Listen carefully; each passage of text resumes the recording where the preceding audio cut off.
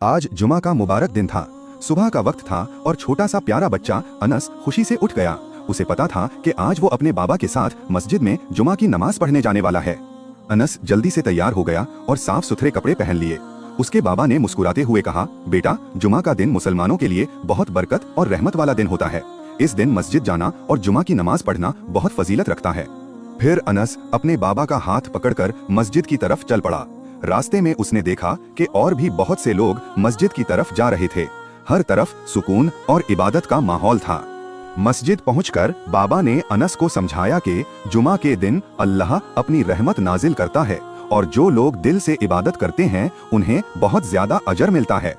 नमाज के बाद जब अनस मस्जिद से बाहर निकला तो उसने मुस्कुराकर अपने बाबा से कहा, बाबा, मुझे जुमा का दिन बहुत पसंद है। बाबा ने प्यार से कहा, बेटा, जुमा का दिन अल्लाह की रहमत और बरकत का दिन होता है। और इसी तरह छोटा सा अनस समझ गया कि जुमा का दिन मुसलमानों के लिए कितना खास और बरकत भरा होता है।